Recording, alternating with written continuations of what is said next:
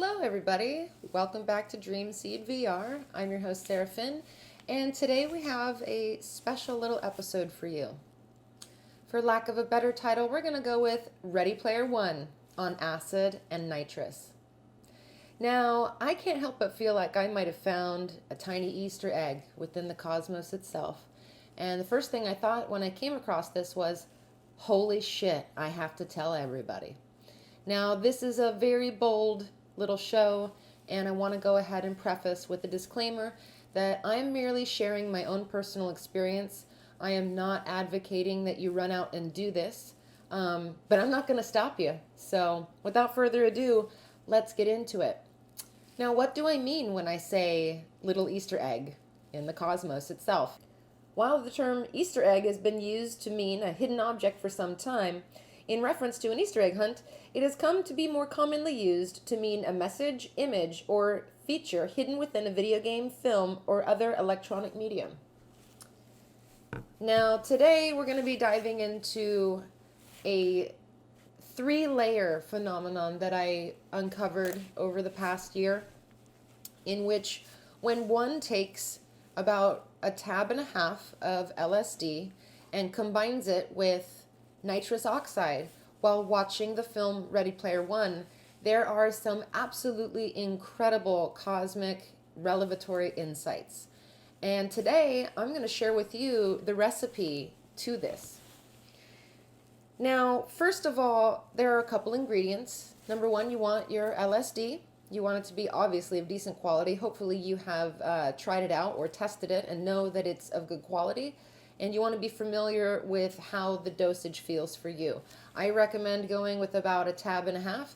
Each tab is roughly about 100 micrograms, and so it'd be about 150 mics.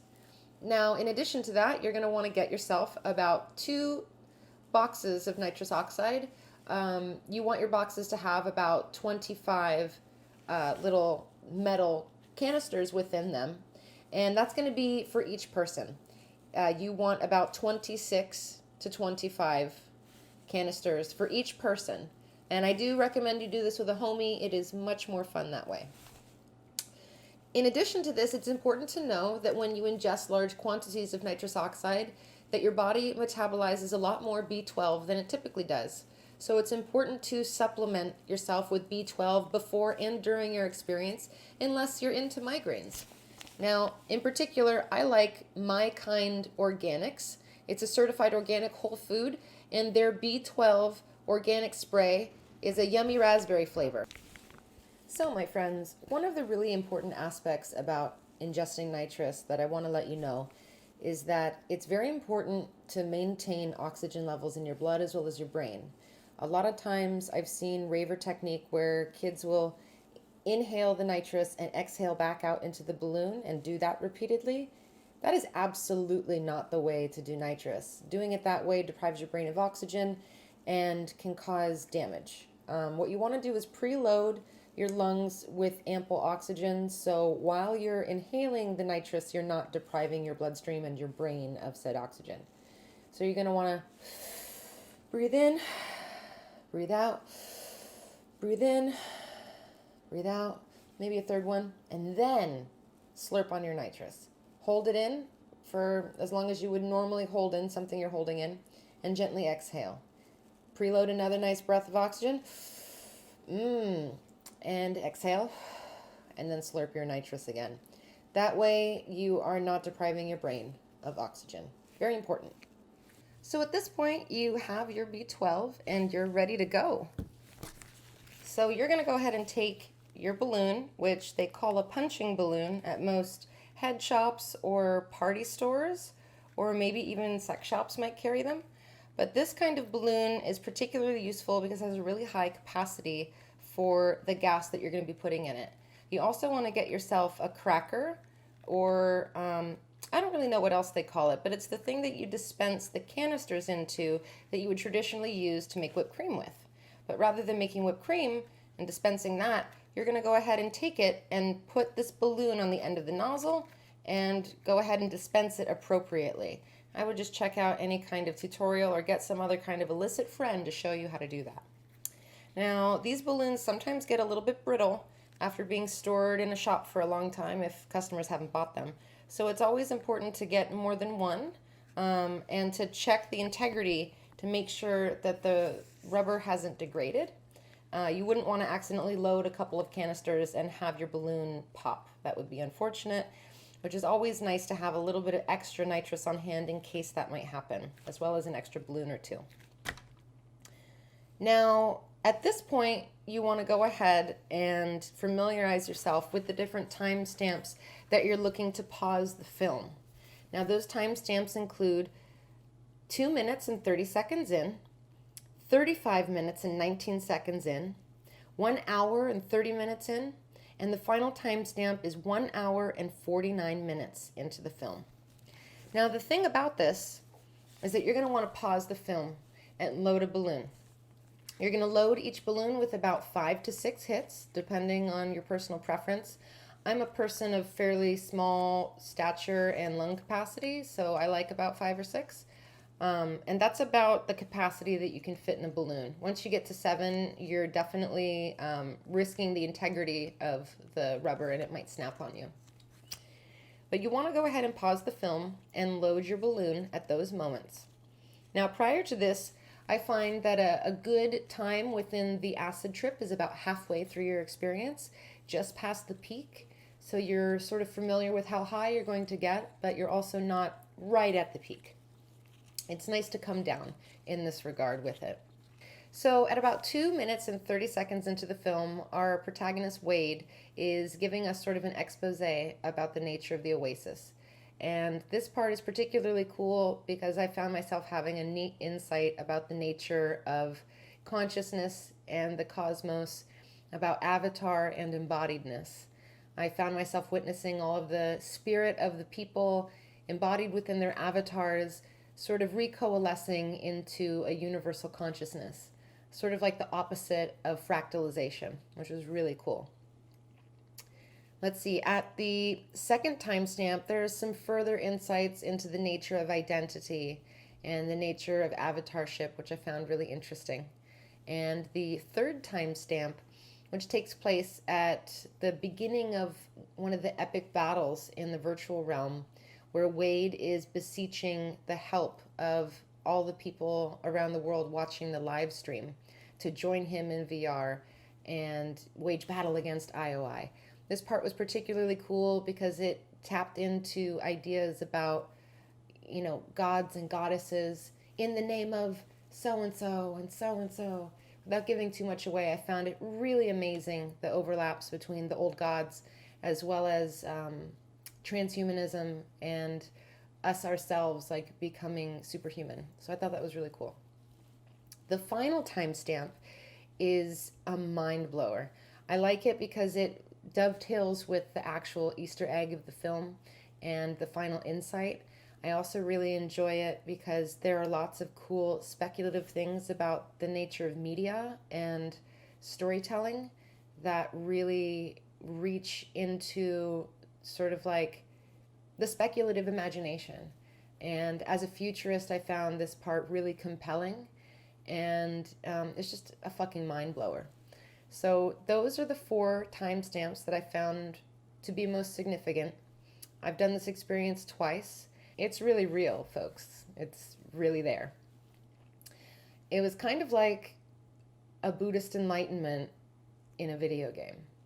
And I say that with as little pretension as possible. It's not like once you have a revelatory experience on that level that you don't come back to reality and have to live the rest of your life and understand, how to work on the personal friction of being a human being on this earth.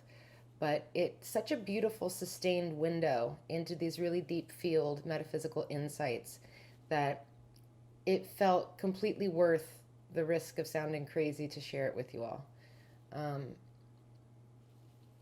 To be quite honest, it was one of the most blisteringly beautiful, sustained revelatory experiences of my life.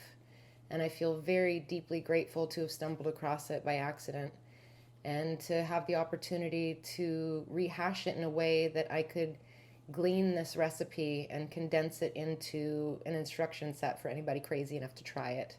Now, full disclaimer involved, I'm not telling anybody to go do this, but I do feel like it's important to share the nature of what I witnessed with you all. There are particular visual phenomenon that are going to make themselves apparent throughout the film, and it'll definitely let you know that you're on the right track. So in the beginning, you're going to notice a little bit of what looks like digital compression. It's going to look a little bit like data moshing. And for those of you who are unfamiliar with it, it looks like just bad signal. So you might think to yourself, oh, is my Wi-Fi messing up, or is the signal bad? Do I need to reboot my router? No, it means you're on the right track. There's going to be some pixel trails and artifacts like that, and that's your indication you're doing it right. Those visuals are then going to start to evolve into something even crazier, and you're going to wonder, like, how much is the film, and how much is the acid, or how much is the nitrous? You're going to see things that look like, for lack of a better description, Google Deep Dream. It's going to look like the entire film has been filtered through Deep Dream. And for those of you who are unfamiliar, I'll provide a little bit of a visual reference so you know what that looks like.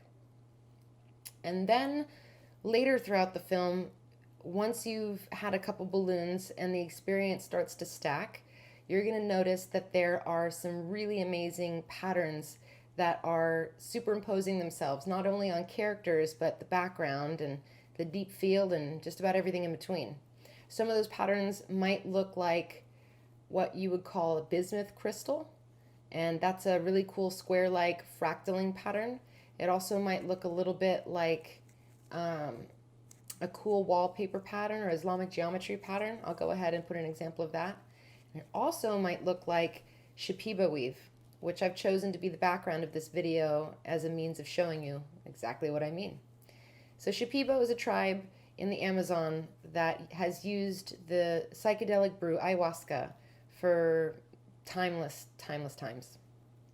And they are sort of like cymatic representations of songs called icaros. And they're synesthetic representations of vibration in the song. What I find really interesting about this is that neither LSD or nitrous are in the same family as dimethyltryptamine, which is the psychedelic that produces the Shipibo weave-like patterns. So it's a really interesting phenomenon of psychopharmacology that one would see these patterns while ingesting LSD and nitrous oxide. I haven't quite figured out what the nature of that is, but my educated guess would be that it's playing off of what you would call form constant, which is something that I'll dive into a little bit deeper in a follow-up video. But form constant refers to the structures in the brain that depict pattern. So it might be spirals or cobwebs or little spheres within spheres, but it's basically the brain's way of organizing information visually. And it's also the same patterns that hallucinations tend to organize themselves on in the visual field when somebody's tripping balls. So one of the deeper revelations I had regarding this combination was that the universe itself is kind of like a video game. And in that way, we are playing a multiplayer game that is played by one player, which is universal consciousness. The universe is a way for universal consciousness to experience itself and to create infinite potentiality amongst itself across multiverses, to experience everything and enrich itself. It was sort of like blasting into, like I said, a Buddhist revelation in a sustained way. So rather than a flash of insight or a moment of experiencing the Logos, each balloon is like a 6-minute window into a sustained understanding of this really deep metaphysical concept. I feel really lucky to have accidentally stumbled across it, and it would be an absolute shame for me to not share this insight with you all. Now, full disclaimer involved, I'm not telling anybody to go do this. It's pretty deep field work, and it takes a lot of preparatory stuff to not be overwhelmed with the insight. But if anybody's brave enough to try it, I would love to hear your story. It's definitely something beautiful and blisteringly epic. Words fail at this point. But I feel as though this film is beyond a film. It's definitely in a legion that I would call a galactic narrative technology. I feel like it's very ahead of its time. And even though it's wrapped in a cheesy video game virtual reality kind of skin, the content of it is ancient and much deeper than most people realize. So do yourself a favor if you're a nutbag like me and go check out this cool synchro-mystical phenomenon. And if you like the content that I share with y'all here at Dreamseed, check us out at dreamseedvr.com, as well as support us at Patreon. There's patreon.com/Sara Phinn. And be sure to comment and like and subscribe and share it with your friends who might have similar interests. But thanks for watching, and I'll catch you next time. Bye.